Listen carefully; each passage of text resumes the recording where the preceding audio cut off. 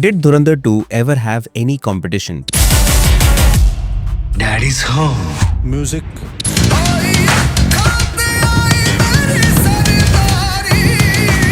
Because that illusion is completely gone. Pakistan का मुस्तकबिल अब हिंदुस्तान तय करेगा.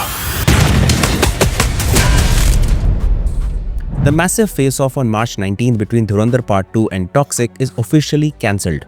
Toxic just packed its bags and pushed its release all the way to June 2026, reasoning that its box office depends heavily on the Gulf market and that with the current tensions over there, they cannot risk it. But let us be completely honest here. Dhurandhar 2 could not care less about the Gulf market. It was always going to be banned there anyway, exactly like Part 1 was. You're goddamn right. But the irony is, even with the ban, the first movie ended up trending at #1 on Netflix in some of those very same countries. I posted a full analysis on this topic a few weeks back, so give it a watch after this. Coming back for the so-called clash, which I must admit I bought into the hype a little bit. We all saw the Dhuroxic trend taking over social media. I even booked my ticket for Toxic only to get a refund a few days later. And if you really compare apples to apples, with zero malice, Dhurandhar 2 was always primed to eat Toxic alive. अगर तुम लोगों के पटाखे खत्म हो गए तो मैं धमाका शुरू करूं.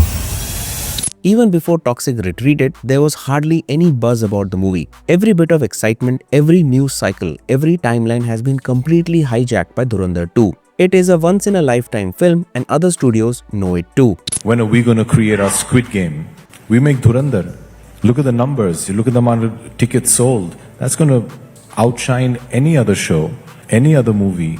Which brings me to the only statement that matters right now. Nothing can stop Dhurandhar 2. घायल हूं, इसलिए घातक हूं. And this isn't a question, because honestly, as if there was anything ever this juggernaut could not handle. So in this video, let's talk about what is happening around this movie, what we can expect, and why it is completely unstoppable. Pakistan का मुस्तकबिल अब हिंदुस्तान तय करेगा. Starting with the first point, the illusion of a clash. Now I must admit that the makers of Toxic were taken aback when Dhurandhar announced that Part 2 would be released on March 19, 2026. Almost every movie lover wanted this clash not to happen. No, God! No, God, please, no! I personally hate it when two big releases go head to head. I hated it when Dangi clashed with Salar, and I hated it when Coolie went against War 2, irrespective of how those movies eventually panned out. And a movie like Toxic, which is a return of Yash to the silver screen after 4 years, deserves its own space. Daddy's home. But from a neutral perspective, the way Toxic has been delayed and the reasoning behind it are hardly convincing. Even though from a business perspective, it's totally valid. The timing of it is what makes you raise an eyebrow. If you have been following the momentum of Dhurandhar 2, you already know that for the fans, this was never a clash at all. It was an illusion. The media loved the idea of a box office war. They loved the Dhuroxic hashtag because it drove engagement and sparked debate. But when you looked at the actual ground level excitement, it was entirely one-sided. When you have a David versus Goliath fight, people love to root for the underdog. But in this specific case, the brute was always going to rule. There was no scenario in which Toxic would walk away from March 19th unscathed. And it really comes down to the core audience. The makers of Toxic relied heavily on overseas collections to balance their budget, particularly in the Middle East. Dhurandhar 2 never had that burden. The makers knew going in that they would be banned in the Gulf. They accepted it, they planned for it, and because they weren't relying on that region for their opening weekend numbers, they could push forward without any hesitation. बहुत साल पहले किसी ने मुझसे कहा था, पड़ोस में रहते हैं, खुदे भर का जोर लगा लो, बिगाड़ लो जो बिगाड़ सकते हो, बिगाड़ने का वक्त आ गया है. And as I mentioned earlier, the joke is on the censors anyway. Part 1 got banned and what happened? People just waited for it to hit streaming and it dominated the Netflix charts in those same territories. The demand is there, whether it's in a theater or in someone's living room. Toxic didn't have that kind of bulletproof, guaranteed audience and they made the smart, albeit very late decision to step out of the ring, leading us to the domino effect. Because Toxic is not the only movie getting postponed. You see, when a movie like Dhurandhar announces a date, it creates a massive black hole on the cinematic calendar. Everything else gets sucked in or desperately pulls away to survive. Dacoit, a love story starring Aditya Dhar was originally planned to release on March 19th. सारे बड़े-बड़े directors, बड़े distributors मुझसे कह रहे थे theatre going बंद हो गया है, पिक्चर देखते नहीं हैं. और आज देख लो what's happening with Dhurandhar and how it's It's a juggernaut. Right now, a movie like Dhurandhar is the country's biggest hit. मैं चाहूँगा part 2 should be the world's biggest hit. They were doing their promotions, releasing their posters, but seeing the Dhurandhar wave pushed their release to April 10th, and most likely that date will be pushed out further. Several other regional films slated for release have moved or are planning to move their release dates, creating a domino effect. It happens every few years when a true cultural phenomenon is about to hit the theaters. No one wants to be collateral damage. There is absolutely no pride or malice involved in saying this. It is just the cold, hard math of the box office. If you release your movie on the same day as Dhurandhar 2, you're not just fighting for screen space, you're fighting for the audience attention, their wallet, and the cultural conversation. And right now, the only thing anyone is talking about is the Brute. If you scroll through social media, every single reaction video, every trailer breakdown, every theory thread was dedicated to Dhurandhar 2, and expectedly, the algorithms are feeding on this buzz as well. ये नया हिंदुस्तान है, ये घर में घुसेगा भी और मारेगा भी.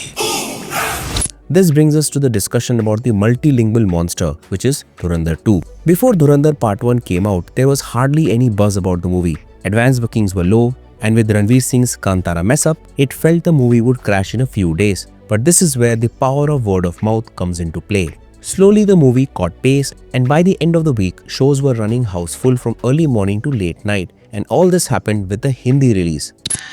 It's a proper word of mouth hit. मतलब ऐसा है कि genuinely देखना है. कोई booking नहीं, कोई कुछ नहीं. Genuinely सब देखने जा रहे हैं picture. For Dhurandhar Part 2, the makers are breaking language barriers by releasing a massive multilingual version that hits every single demographic simultaneously. And because it is releasing in multiple languages on day 1, the demand for screens is unlike anything we have seen in recent memory. I bought my tickets a few days ago and I thought I was being proactive. Today I logged in to check if there were any earlier showtimes available, and I was completely humbled. Every single theatre near me is entirely sold out, and I don't just mean the prime evening shows, I mean the early morning shows, the matinee shows, the late night shows. Everything is gone, making this release feel like a FOMO event, fear of missing out. Bringing us to the big question, what to expect from Dhurandhar 2? It really all comes down to Ranveer Singh delivering what is shaping up to be the darkest performance of his career. In Part 1, Hamza was quiet, he was restrained, he was basically a man holding his breath. But in Part 2, he is done holding his breath. He is going to impose a level of violence that makes the climax of the first movie look like a warm-up. If you look at the trailers, this isn't just a slow burn thriller anymore.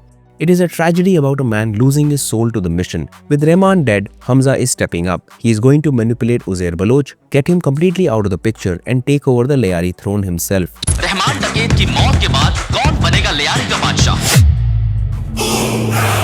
We are going to see him transform into the Sher Baloch, essentially turning that entire gang into his own private hit squad, whose help he needs to scratch off names from his diary, the planners of the 26/11 attacks.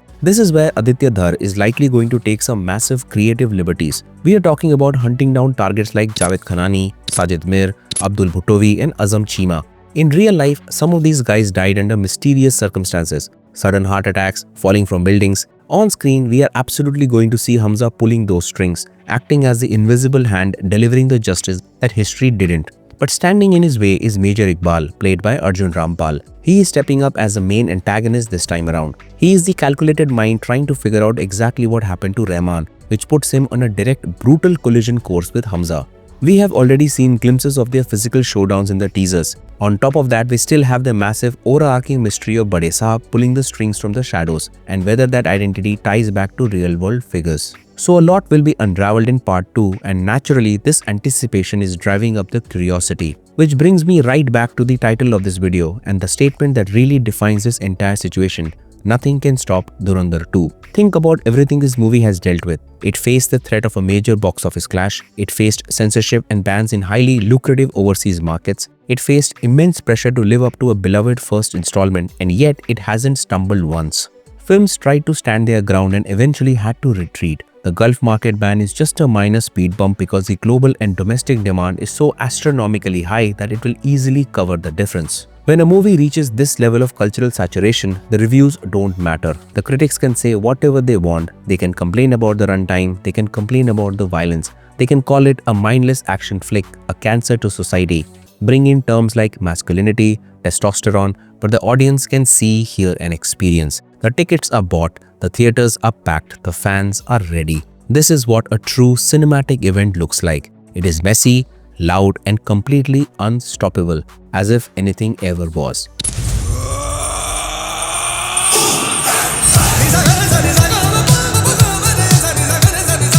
Let me know your take on this topic in the comments below, and if you're interested in watching more, check out our latest video about the Kamal Rajni reunion project right here. Thanks for watching, and I'll see you in the next one.